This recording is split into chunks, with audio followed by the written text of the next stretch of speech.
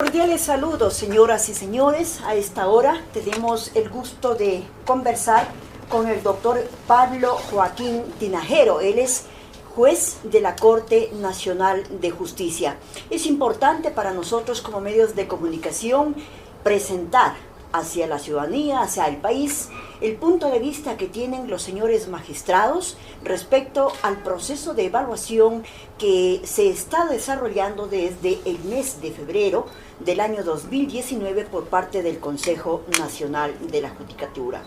Muy importante para el país, señor doctor Tinajero, preguntarle, ¿el Ecuador quiere que haya una evaluación para los jueces, con jueces no solamente de la Corte Nacional de Justicia, sino de todo el Poder Judicial en el país, e inclusive el ente administrativo? Quisiéramos conocer cuál es el punto de vista que usted tiene respecto a este clamor ciudadano al que ha hecho referencia la presidenta del Consejo Nacional de la Judicatura, doctora María del Carmen Maldonado. Doctor Tinajero, gracias por contestar las preguntas que le hacemos en esta entrevista, que la estamos transmitiendo en vivo para todo el país y también a través de redes sociales. Muchas gracias, bienvenidas a esta entrevista, muchas gracias por habernos permitido explicar al país la posición que tenemos en particular respecto de este proceso de evaluación, que como sabemos, sí, es una necesidad que el país lo pide. Creo que el país en la historia, a lo largo de la historia, esta ha sido una exigencia que ha estado presente siempre. Nosotros en lo particular consideramos que de acuerdo con la Constitución y la ley, no existe una norma que exija al Consejo de la Judicatura o que le permita una evaluación a la Corte Nacional, tomando en consideración sobre todo que nosotros accedimos a nuestros cargos de acuerdo con la Constitución y la ley luego de concursos públicos, con oposición social, con control, con medios de impugnación, que fueron muy rigurosos. En mi caso, el proceso de concurso duró casi 6 meses, desde la convocatoria hasta la publicación de los resultados, con, insisto, medios de impugnación y control social que garantizan la transparencia de esos procesos. Sin embargo, yo en lo particular y muchos de mis colegas hemos dicho que aceptamos una evaluación, una hipotética evaluación, pero siempre y cuando esta evaluación se cumpla con los requisitos y los parámetros nacionales, esto es, con los constitucionales y legales, y también con los parámetros internacionales para una evaluación técnica y objetiva. Una evaluación técnica y objetiva, y esto puede usted después comprobarlo en cualquier tratadista de derecho administrativo cuando habla de las evaluaciones de servicios, etcétera. Siempre una evaluación lo que busca es el mejoramiento del servicio, el mejoramiento de la actitud incluso del servidor público, pero jamás está orientada hacia la sanción, hacia la remoción, hacia la cesación y peor aún hacia la destitución, que ya es una sanción mucho más grave. Entonces, en ese sentido es nuestras observaciones a este proceso, básicamente, teniendo en cuenta que yo como juez tengo no solo el derecho, de decir lo que está pasando, sino también la obligación, el deber jurídico y moral de advertirle al país que estos procesos de evaluación no están cumpliendo con los parámetros que nos dan. ¿Cuáles son las observaciones principales que usted realiza a este proceso de evaluación, doctor? Bueno, en realidad hay muchas. Yo me voy a permitir entregarles a ustedes estas memorias del conversatorio que organizó la Corte en mayo, el 30 de mayo, y en el que nos visitó el señor Jason Rachel. Es el experto de independencia judicial de Naciones Unidas, de la Oficina contra la Lucha de la Corrupción y el Delito de Naciones Unidas. Y él expresa, entre otras, hago mías también, sus inquietudes. Hay en realidad un conjunto de observaciones que podemos resaltar. Nosotros al Consejo de la Judicatura enviamos, con la firma de la señora Presidenta de la Corte, un documento de más de 20 hojas que contenían detalladamente todas las observaciones. No podemos por tiempo, obviamente, pero las más importantes, sí, las más importantes. Básicamente yo diría dos. Por ejemplo, en el comité el famoso comité de evaluador, que nació como comité evaluador y que ahora vía reforma, en medio camino, dicen que no es un comité de evaluador, sino más bien es un comité de apoyo. Eso no puede ser. Tanto el señor Reichel como Corte Interamericana y algunas otras instituciones se han manifestado claramente que no pueden haber comisiones para el establecimiento o el juzgamiento, incluso administrativo, de ninguna situación. En ese sentido, pues nosotros decimos que estos comités no son válidos, no son constitucionales, no puede el Consejo delegar ahora escondiendo bajo apoyo, comité de apoyo, no puede delegar funciones. Entonces, ¿cómo debe ser la evaluación entonces, doctor? La evaluación tiene que hacer directamente el Consejo de la Judicatura. El Consejo de la Judicatura tiene toda una organización administrativa enorme, tiene escuela judicial, tiene talento humano, que además, conforme a la ley, talento humano es el encargado de llevar a cabo las evaluaciones.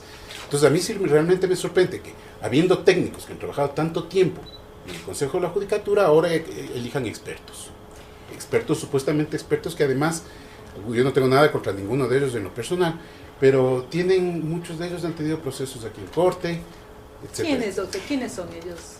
¿Quiénes han tenido esos procesos en la Corte? No quisiera yo, le voy a pedir que me disculpe, no quisiera yo puntualizar, porque no es un tema personal, es un tema institucional. Entonces yo no quisiera dar nombres para no desviar la atención. Lo importante es que técnicamente no puede haber un comité que tenga que hacer lo que el Consejo de la Judicatura tiene que hacer. Señor doctor, yo quisiera que usted le informe al país en qué parte de la Constitución de la República y en qué parte de la Ley Orgánica de la Función Judicial se establecen los parámetros de evaluación y legitimación de este proceso de evaluación que ha sido organizado por parte del Consejo de la Judicatura, doctor. En el Código Orgánico de la Función Judicial no está establecido ningún parámetro respecto de legitimidad y transparencia. No existe, es más, ni siquiera en parámetros internacionales. Yo quisiera además decir algo adicional respecto a eso. No existen parámetros internacionales para evaluación de cortes supremas, o en este caso la nuestra Corte Nacional. Los más altos tribunales de justicia de los países en el mundo jamás han sido evaluados. Nosotros hicimos una evaluación en el año 2014, digo nosotros del Ecuador, en el año 2014 para efectos del cumplimiento de la disposición transitoria que exigía la renovación parcial por tercios que está establecida en la Constitución y en la ley. Y esa renovación parcial por tercios prácticamente concluyó con la incorporación del último grupo de 7, o más bien dicho, perdón, va a concluir en el 2021 con la incorporación, o debería concluir en el 2021 con la incorporación del último grupo de 7. Pero aquí lo que está pasando es que con este proceso de evaluación, y es interesante lo que usted nos dice, porque este proceso de evaluación, entre comillas, en realidad lo que está es afectando periodos fijos y está afectando la renovación parcial. Yo me pregunto, nosotros probablemente nos vamos, yo no tengo ningún problema en irme. Toda mi vida he sido el abogado en libre ejercicio, así que no tengo ningún problema en irme. Pero, ¿cómo van a nombrar a las personas que nos van a reemplazar? ¿O van a dejar en el limbo o se va a crear una vacancia judicial no prevista? Luego iremos a ese tema, doctor. Pero queda claro entonces que ni en la Constitución, ni en la Ley Orgánica de la Función Judicial está establecido parámetros de evaluación y legitimización. Ni en parámetros internacionales. Porque además otra cosa, y perdónenme que sea un poquito más explícito en eso. Cuando hablamos de legitimidad y transparencia estamos hablando de no precisamente actuación del funcionario. Cuando hablamos de evaluación estamos en cambio todo lo contrario, pues haciendo un análisis, un estudio, una examinación de cómo un funcionario ha actuado en el desempeño de sus funciones. Pero, ¿qué legitimidad y transparencia tiene, qué relación tiene eso con el desempeño de las funciones? ¿Cómo puedo yo además ser beneficiado de alguna manera, etcétera, ¿no? Si mi decisión no tenía ningún poder frente a las decisiones de los poderes públicos. Entonces realmente son parámetros que no existen en ningún país, ni tampoco en ningún organismo internacional. Entonces, ¿qué es lo que está haciendo el Consejo de la Judicatura con respecto a estos parámetros que han sido señalados, doctor? El Consejo ha creado 2 parámetros que no existen, le vuelvo a repetir, y nosotros obviamente respecto de eso vamos a ejercer los derechos de defensa que tengamos. Ejercer los derechos de defensa que tengamos. Antes de continuar con el tema, ¿qué significa, doctor? que activaremos todas las acciones legales nacionales e internacionales para no solo defender nuestros derechos, como dije yo, sino también el derecho del ciudadano de tener un juez legítimo, porque los que van a venir no lo van a hacer, porque los que van a venir van a ser nombrados rompiendo un periodo y, de lo que yo sé, sin ningún concurso, porque deberían trabajar en el concurso. Queremos recordarle a nuestra audiencia que es el doctor Pablo Joaquín Tinajero, que está en diálogo con nuestro servicio de noticias, junto a nuestra colega de diario El Mercurio, la licenciada Sandrita Cruz. En este sentido, doctor, continuando con la entrevista, quisiera hacer referencia a lo siguiente. En lo que usted hace pocos instantes se refirió, los mecanismos de designación de los jueces y conjueces, que será posterior a la evaluación, y aquellos que no alcancen los 80 puntos tendrán que irse. ¿Cómo mira usted estos mecanismos de designación para los nuevos miembros que deberán integrar la Corte Nacional de Justicia, considerando lo siguiente, que 21 jueces nacionales y 21 conjueces son los que conforman la Corte Nacional de Justicia? ¿Qué pasa si los 36 no llegan a cumplir los 80 puntos y nos vamos todos? Y se van todos. ¿Y qué pasa con los jueces que no han sido sustituidos, tanto en este consejo como en el transitorio y también en el consejo del señor Yal? Entonces, este es un dilema jurídico. Desde su punto de vista, quisiera que nos... Ese para mí realmente es un clamor popular. Saber qué es lo que va a pasar con la Corte cuando todos nos vayamos, seguramente, ¿no? Y entonces no quede un juez ni ningún conjuez aquí vivo para poder despachar. Pues vuelvo a decirlo, van a declarar una vacancia no prevista ni en la Constitución ni en la ley, como ya ocurrió con la Corte Constitucional. Pero si van para evitar eso, van a nombrar jueces a dedo. Yo he oído incluso que hay listas de elegibles. Lista de elegibles de Corte Nacional no hay. Cada vez que se termina un concurso de Corte Nacional, los demás, los que no ganaron, quedaron fuera. No es que quedan a la orden para decir aquí venga, reemplácele al que se fue. Entonces realmente van a estar en un problema más grave, porque además de paralizar la justicia, van a nombrar jueces ilegítimos. Y las sentencias que esos jueces expidan van a carecer de valor jurídico alguno. ¿Se está refiriendo usted a la posibilidad de una designación de jueces y conjueces transitorios? Sí, sí. O bajo cualquier forma, encargados, transitorios, temporales. Esto es aquí gravísimo. en nuestro país cada vez se han inventado figuras, así que no me asombraría. Esto es gravísimo, doctor, lo que usted manifiesta. Todas las sentencias que emitan los tribunales, los jueces, en los casos que son de connotación nacional y que están siendo tratados por la Corte Nacional de Justicia, ¿en qué situación quedarían, considerando lo que usted acaba de manifestar? ¿En qué doctor? situación queda el Caso principio? Odebrecht, ¿En por qué ejemplo? situación queda el principio de inmediación? Y no solo de los casos importantes. Yo en ese sentido soy juez y creo que todos los casos.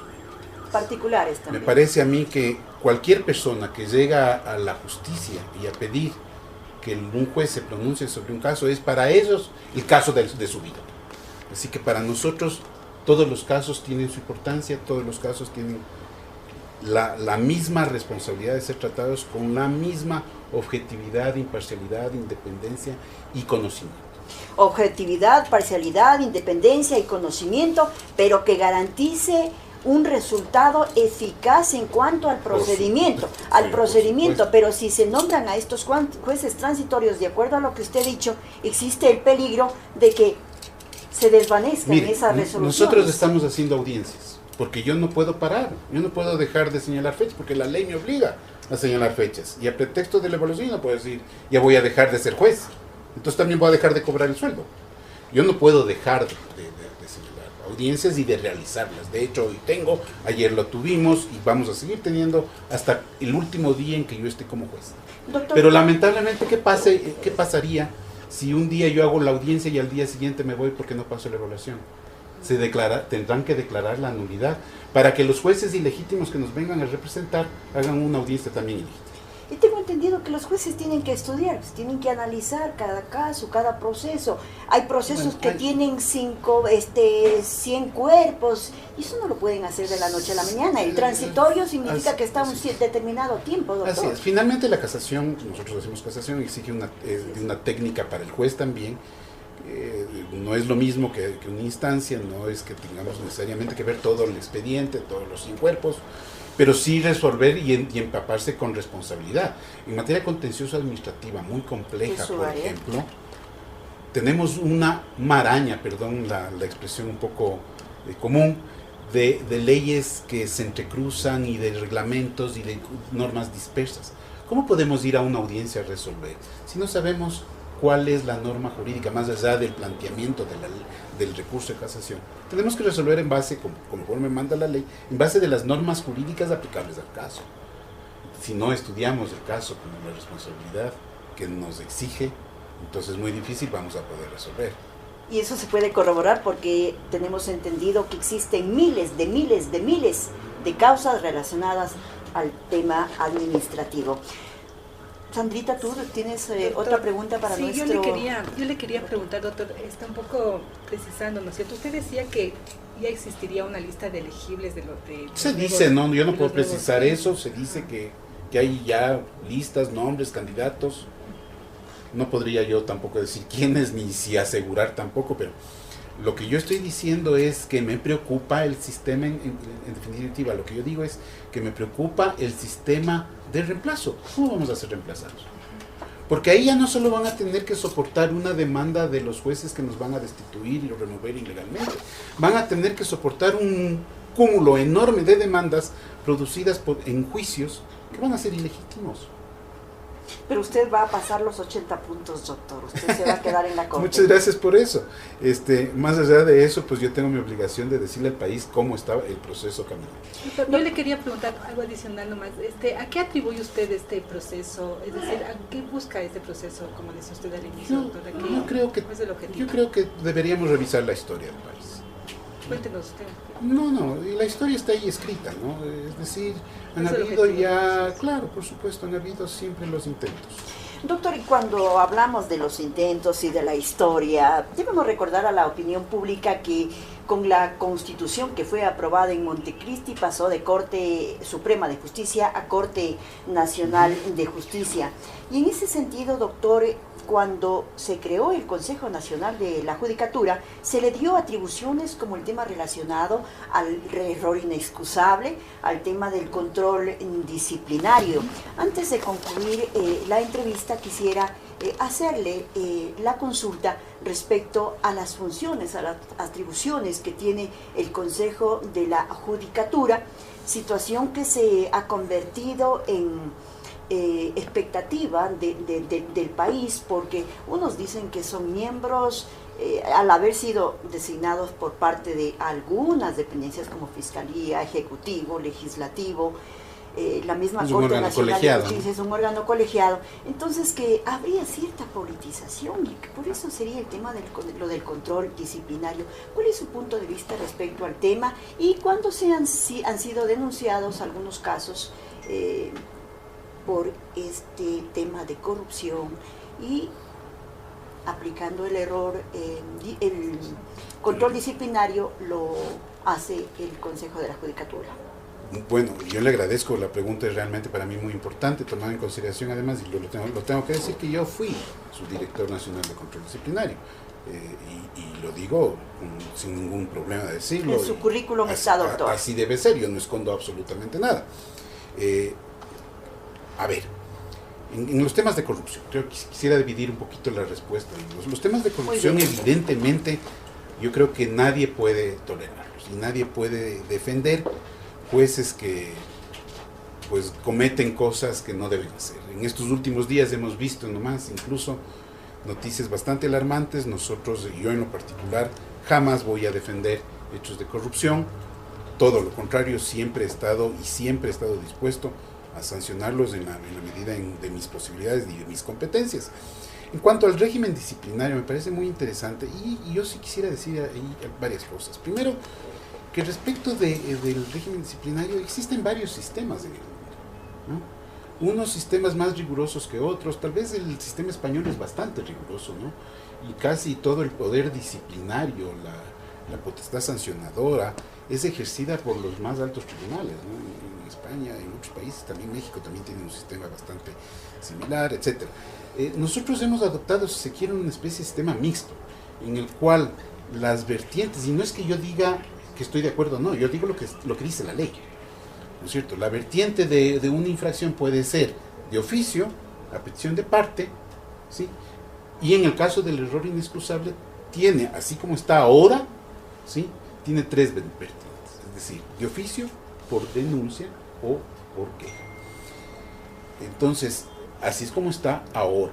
¿Qué es lo que yo pienso? Mi criterio particular es de que no debería existir una doble cabeza en la función judicial. Debería ser el presidente o presidenta de la Corte Nacional, deberían ser presidentes también del Consejo de la Judicatura, de tal manera de poder articular bien las atribuciones de cada uno. El Consejo de la Judicatura, como órgano administrativo, es encargado de a nosotros, como yo he dicho siempre, facilitarnos las cosas y también eventualmente ejercer sanciones, pero coordinadamente con el órgano jurisdiccional, porque evidentemente yo creo, como en todo en la vida, han habido errores, antes han habido, como en el Ecuador, ¿no? Siempre nos vamos a los extremos, de blanco pasamos a negro. Antes no había ningún control. Yo me acuerdo que alguna vez en mi libre ejercicio profesional un juez cometió un error muy grave. No hubo forma humana de sancionarlo.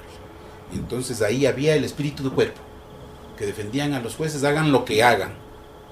Pues nos pasamos de esa irresponsabilidad e impunidad a un régimen, en cambio, tal vez, en el que se fue. Yo en lo personal jamás, en mi cargo de subdirector nacional de control disciplinario, perseguí a nadie. En el ejercicio de mis competencias, yo me encargué de sustanciar, ni siquiera resolví, sino sustancié los procedimientos administrativos que estaban bajo mi competencia, y jamás perseguí a nadie. Lo que perseguimos fueron actos y hechos, objetivamente hablando.